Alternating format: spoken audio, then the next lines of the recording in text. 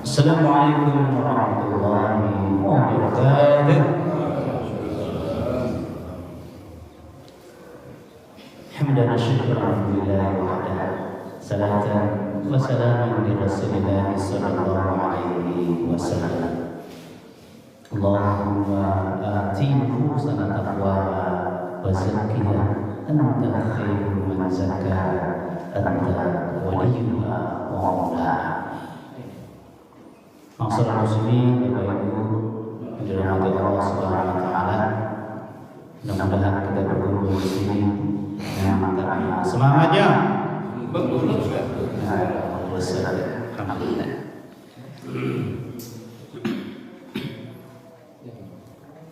Pada kesempatan yang berbahagia ini, atas izin Allah kita masih sehat. Saya juga masih semangat ya. Tentu akan ditiras setelah tadi malam kita membahas tentang apa? Tadi malam. Baik. Masih ingat jemaah sekalian apa yang kita bahas tadi malam? Masih. Apa itu? Oh iya, keajaiban hidup dengan doanya Nabi Yunus. Nah, sekarang kita akan membahas tema yang mendasar dalam hidup seorang Muslim, bahkan manusia, yaitu energi kehidupan, kekuatan untuk bisa hidup bermartabat dan mulia di hadapan Allah Subhanahu wa taala. Pertama saya ingin sampaikan dulu komentar orang kafir. Nah ini biar kita paham ya. Komentar orang kafir jelasnya diantaranya adalah Gladstone, Perdana Menteri zaman Raja Victoria Inggris. Ini menarik ya mas kalian. Gladstone itu membawa Al-Quran, padahal dia Kristen, di hadapan para menteri-menterinya. Terus apa kata dia? Dengan menunjukkan Al-Quran itu, selama ada Al-Quran di dunia timur, mustahil Eropa bisa menghadapi dunia timur dan bisa menaklukkannya. Coba lihat Gladstone yang belajar tentang sejarah perjuangan Rasulullah SAW,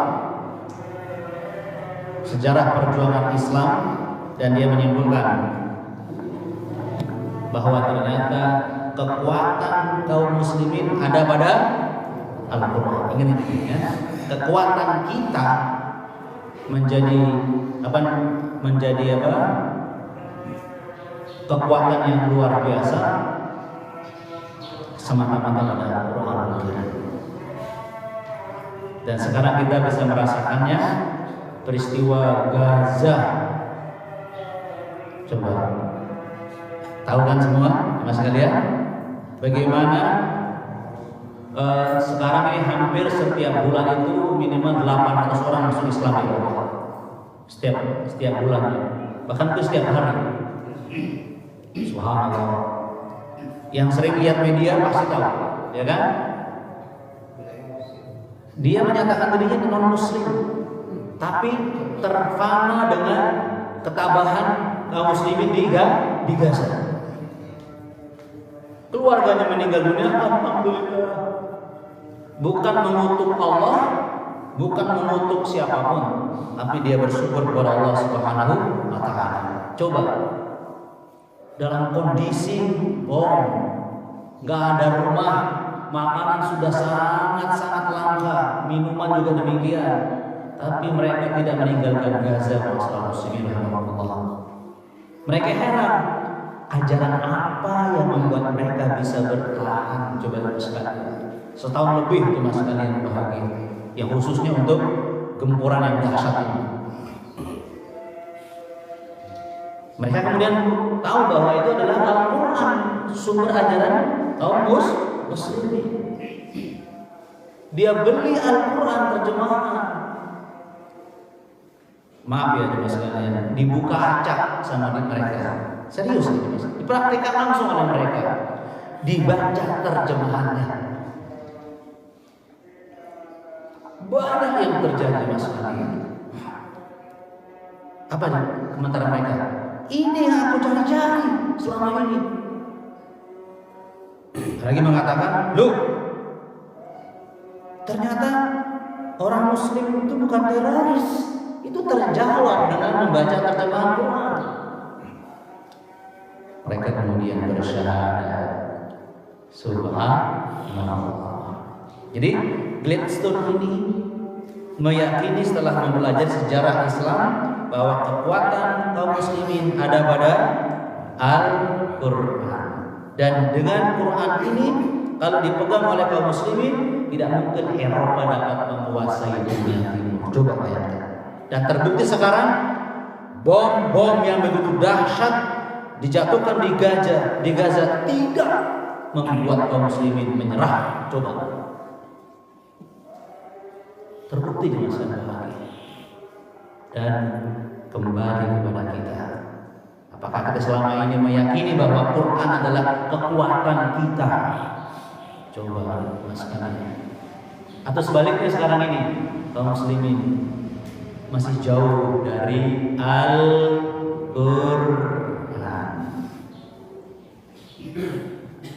Astagfirullahaladzim. Kita buktikan mas kalian. Jadi itu orang kafir ya meyakini itu. Sebuah hadis Rasulullah SAW riwayat Muslim, hadis nomor 1393. Coba lihat ya. Innallaha, sungguh Allah itu yarfa'u, senantiasa mengangkat derajat. Bihadzal kitab, coba, dengan dasar kitab Al-Quran ini, al-qawaman syarrah wa yad'u, dan menghina bihi, dengan dasar kitab Al-Quran, akhirin, kaum yang lain. Coba. Jadi Allah mengangkat dan menundukkan derajat manusia dasarnya bihadzal kitab, dasarnya kitab Al-Quran. Berarti yang punya kekuatan untuk mengangkat derajat kita berarti Al-Quran. Dan sebaliknya, seseorang dianggap hina tergantung bagaimana interaksinya dengan Al-Quran. Beriman atau tidak beriman, mentaati atau tidak taat. Masya Allah. Jadi kalau kita ingin mulia, jawabannya apa? Dekatlah dengan Al-Quran. Kalau kita terhina, ya kita jauh dari Al-Quran lebih baik. Semangatnya, insyaallah. Untuk ini Allah sendiri menandaskan kepada kita dengan sangat indah dan mengena sekali mas sekalian. Ya Allah, coba dengarkan ya mas sekalian. Orang-orang kafir Quraisy pernah meminta kepada baginda Rasulullah Shallallahu Alaihi Wasallam, Muhammad, tolong buktikan kebenaran itu dengan mendatangkan kekuatan di luar nalar kami. Gitu kata dia. Jadi tunjukkan kekuatan dahsyat itu. Kalau memang benar yang kamu bawa ini, kan begitu ya.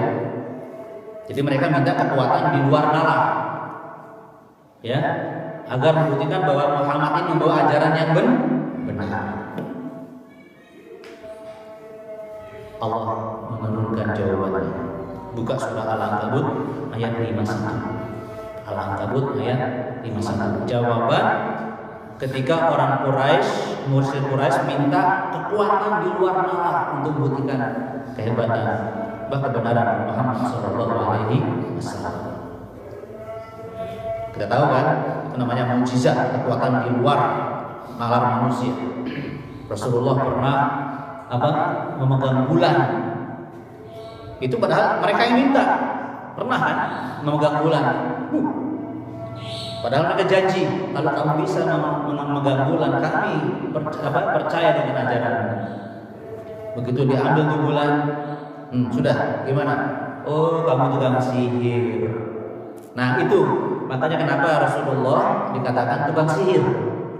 Ya tadi untuk menolak bahwa mereka akan masuk Islam setelah minta kekuatannya di luar nalar tadi. Oh, tukang sihir kamu. Padahal dia minta sendiri.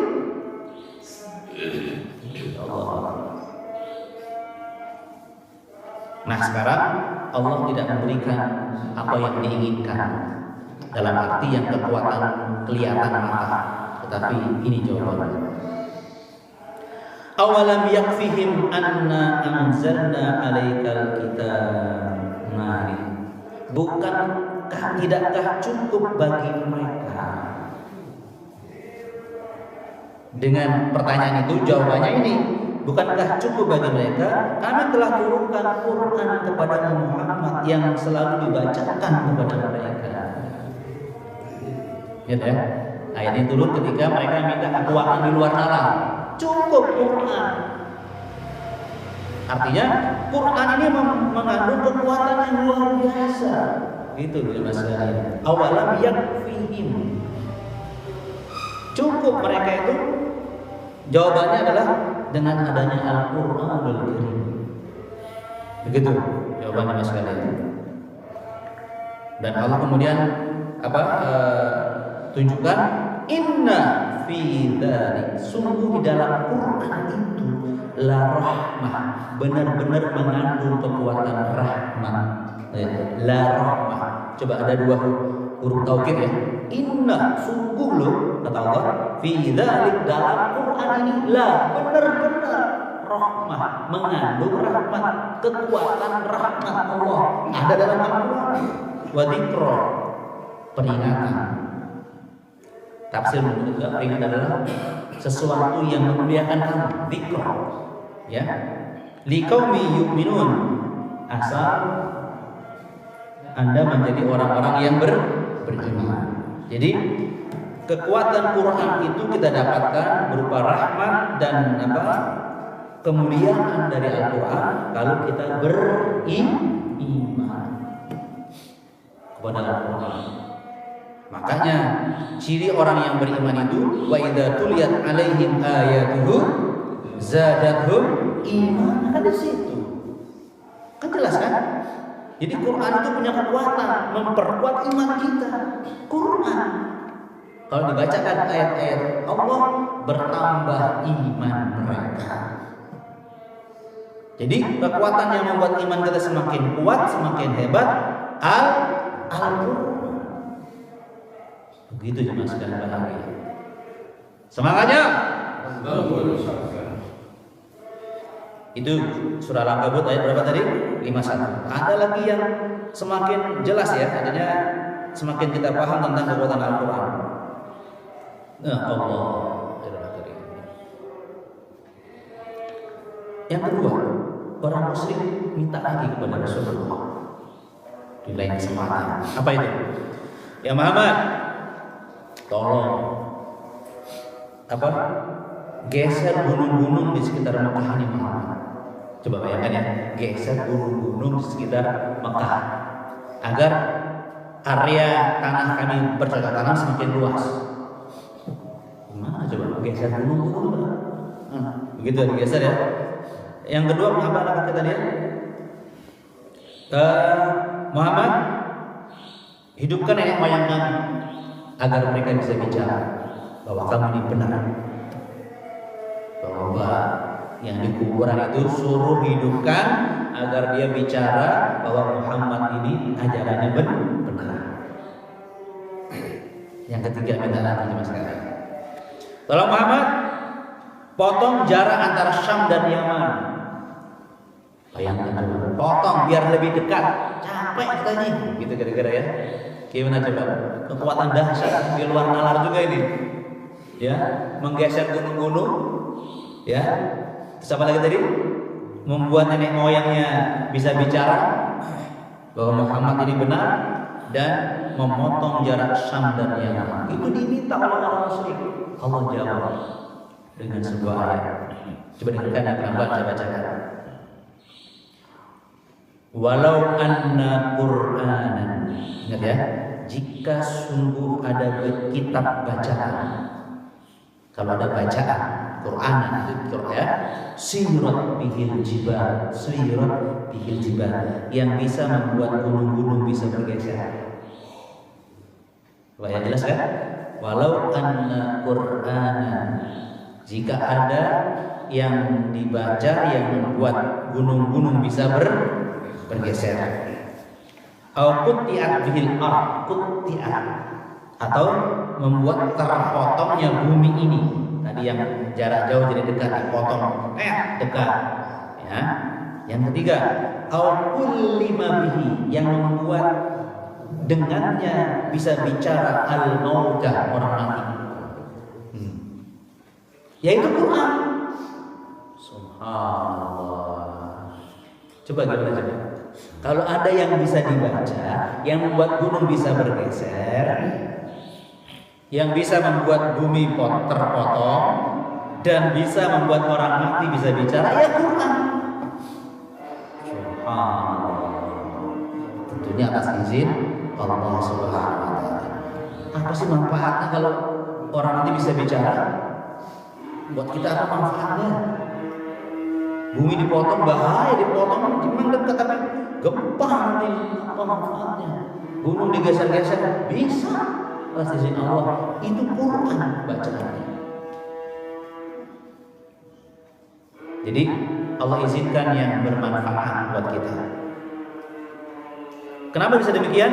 Allah jelaskan lagi, balillahi, bahkan ya, lillahi al-amru jami'an, bahkan seluruh urusan hidup ini jami'an itu Allah yang paling berkuasa. Ingat ya, bukan hanya geser gunung, bukan hanya memotong bumi, bukan hanya membuat orang yang di kuburan bisa bicara. Seluruh urusan ini gampang bagi Allah.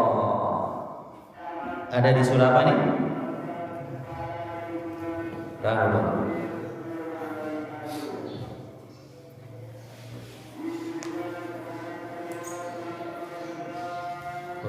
Saya tulis ayatnya. Baik, yang kita lihat.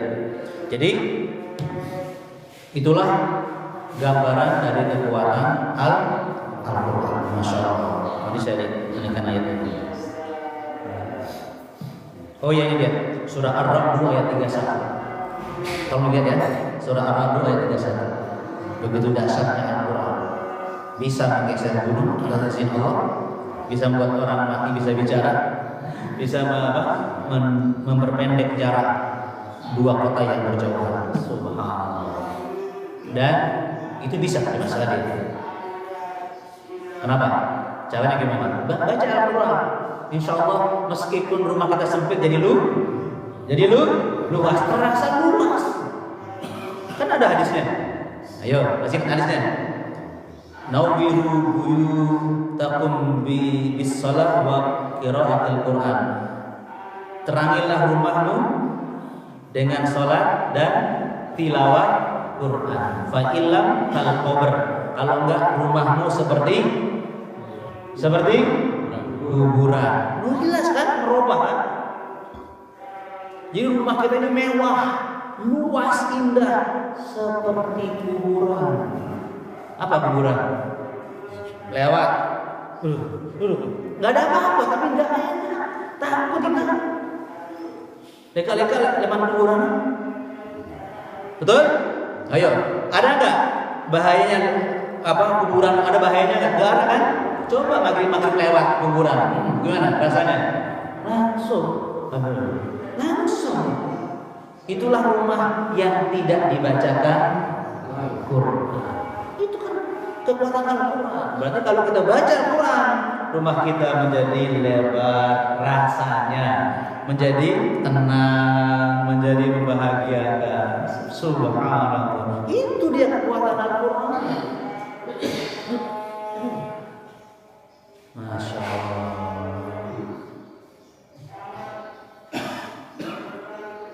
Maaf ya, ini kan masalah penting ya. Quran punya kekuatan yang dahsyat.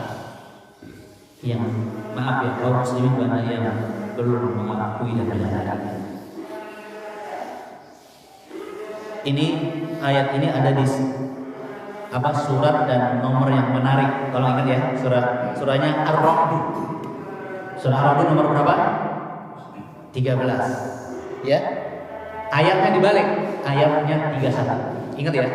Ayat ini menarik, tolong. Sengaja lo tahu di tempat yang menarik tentang pentingnya Al-Quran itu kekuatan dahsyat untuk hidup kita. Ada di surah Ar-Ra'd nomor 13, ayatnya nomor 31 dibalik. Surah 13, ayatnya dibalik 31. Subhanallah. Ya, ingat-ingat ya, Mas sekalian. Jadi, kalau kita ingin hidup yang mulia, bahagia, serba mudah, tenang, kita harus punya kekuatan, yaitu Al-Quran. Jadi kenapa orang tidak mulia? Kenapa orang tidak bahagia?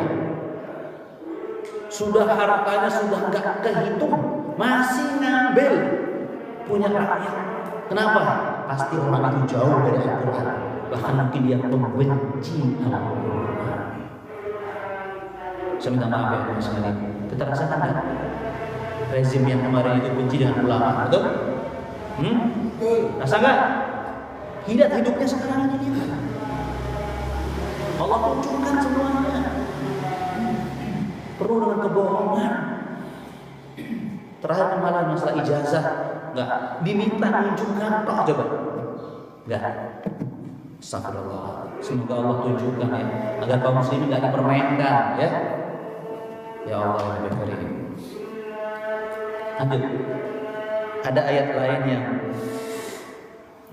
semakin membuat kita insya Allah manggut-manggut. Ya harus manggut-manggut ya, karena ini Al-Quran pasti benar ya. Surah Al-Waqiah ayat 75 ya. Fala uqsimu bimawaqi'in nujum wa innahu laqasamun la ta'lamuna 'azim innahu laqur'anun karim.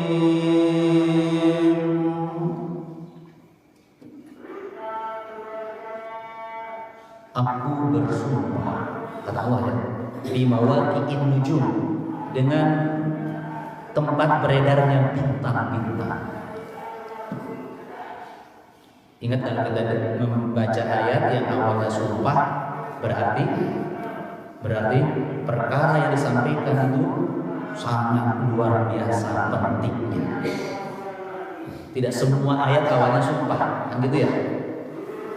Tanpa sumpah penting Al-Quran, ayat penting, apalagi pakai sumpah. Nah, ketika ada benda yang disebut oleh Allah untuk sumpah, penting kalau kita perhatikan benda itu. Nah, kalau kita pelajari, seperti kan wal asri, demi waktu. Jadi waktu itu penting. Wadduha, demi waktu duha, penting sekali waktu duha. Wal laili, pentingnya malam. Coba kalau hidup kita nggak ada malam, apa jadinya? Gimana? Mati kita semua terbakar. Wal laili, bersyukur ada malam. Wadduha, ada duha, semua ada duha. Sederhana kan sekali. Nah, sekarang ini fala uqsimu bimawaqi'in nujum. Aku bersumpah demi tempat beredarnya bintang-bintang. Tolong diingat-ingat. Kita sudah tahu kan rotasi dan revolusi. Saya ingat waktu di SMA Spesial di sekolah lain, tamat 8586, masih IPA waktu itu. Masya Allah, kepada teman harus diarjinya. Ya. Ingat ya, itu pelajarannya apa? IPBA. Masih ingat ilmu pendidikan bumi antariksa. Itu zaman yang lain. Ya. Jangan catat loh, rotasi, bumi berotasi, yaitu berputar pada porosnya, ya kan? Evolusi bumi mengitari matahari, nah, begitu.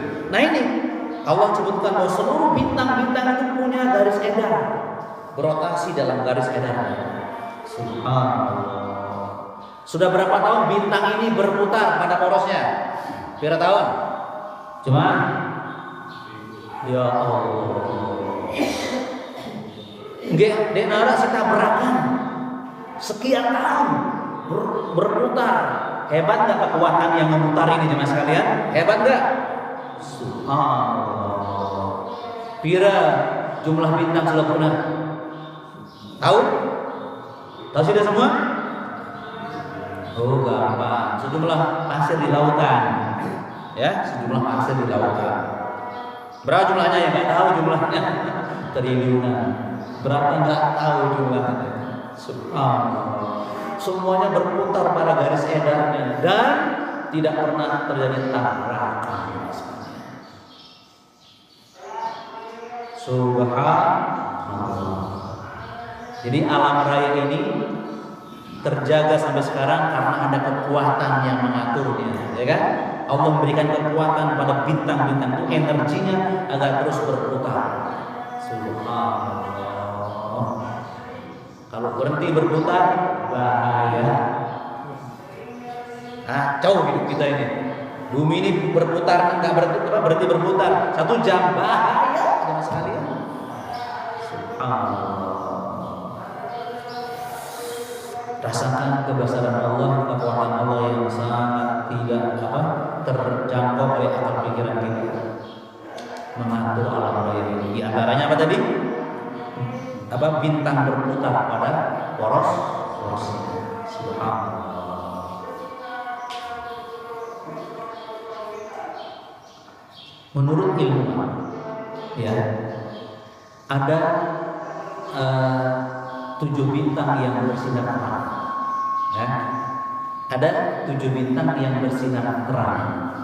Kalau kita lihat di malam hari, yang nggak berkedip, gitu.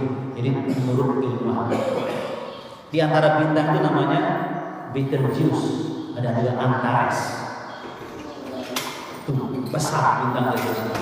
Mau tahu bintangnya besar ini yang kelihatan nggak berkedip nih Mas sekalian? Apa kata cara menggambarkannya? Begini cara gambarnya. Sekarang kita lihat matahari, satu bintang besar. Ya Allah, nyala. Sehingga apa namanya?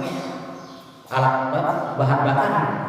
Subhanallah. Sekian tahun lamanya nyala terus tuh matahari. Subhanallah. Kekuatan yang Allah berikan pada matahari. Ini Mas kalian. Nah, kita bandingkan matahari sama bumi kita, besarnya gimana? Caranya begini. Di sini bumi kita, ini matahari. Coba rasakan Mas kalian. Kita perkecil, kan? Kecil. Ketika bumi tidak kelihatan, sudah habis. Matahari sebesar bola. Itu perbandingan besarnya bumi dengan matahari. Jadi lama kita matahari gimana? Subhanallah. Jangan lagi terbit ya. Jangan. Subhanallah. Ya, terus ribuan tahun besarnya seperti itu. Subhanallah. Nah, sekarang bandingkan matahari sebesar itu dengan Antares. Nah, ya. Nah, ini matahari, ini Antares. Oke. Diperkecil. Ini matahari hilang. Antares sebesar bola. Subhanallah. Yang kelihatan kecil. Subhanallah. Menurut ilmuwan, lamun dahan Antares sila 1 tahun perjalanan. 1 tahun perjalanan kecepatan cahaya. 1 tahun sampai tidak akan bisa. Itu yang terlihat, yang tidak terlihat yang lain begitu luasnya alam raya ini.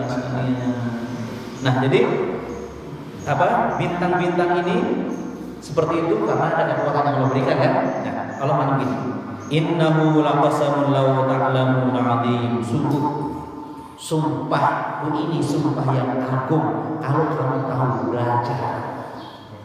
Kita jadi ngeh, ya Allah, karena kita belajar seperti hari ini, ya kan? Allah sampai bersumpah dengan garis kadar bintang-bintang seperti itu jelas sekali jelasnya. Nah, kalau Allah bersumpah menyebut bendanya, itu penting bendanya dipelajari. Tapi lebih penting lagi apa yang disebut setelah itu. Nah, ingat ya. Jadi yang disebut seperti ini, wal asri, itu penting. Innal insana lafi khusr, itu penting lagi tuh. Manusia rugi semua. Bahaya. Ini info penting setelah wal asri. Nah, setelah fala tuqsimu bimawaqi'in nujum, apa yang Allah sampaikan? Ini dia ayat 7, innahu laqur'anun karim. Sungguh Quran itu benar-benar bacaan yang mulia. Jadi matahari, bintang-bintang semuanya penting, tapi lebih penting lagi Al-Qur'an.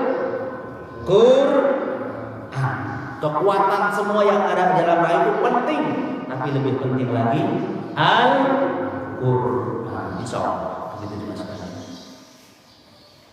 Apa pemahaman sederhananya? Maaf, kalau kita menjalankan Al-Qur'an dengan baik, kita meninggal dunia insyaallah masuk apa? Masuk mana? Surga. Berapa harga surga itu?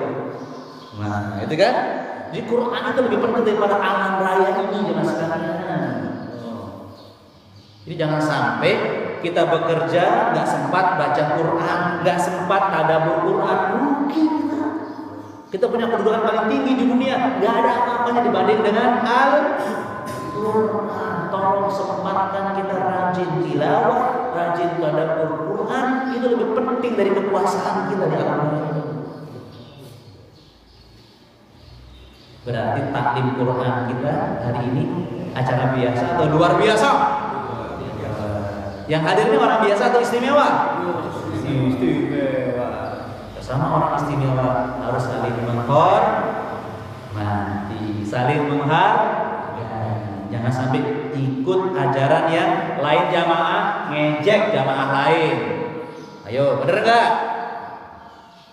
Sampai ada orang yang mengatakan yang alim Quran itu bukan ustaz. Astagfirullahaladzim. Ada ustaz kita yang luar biasa sampai hafal pojok Al-Quran, diejek, pojok Al-Quran dihafalin. Astagfirullahaladzim. Ya Allah. Astagfirullahaladzim. Jadi sesama jamaah Al-Quran saling menghormati karena sama-sama istimewa.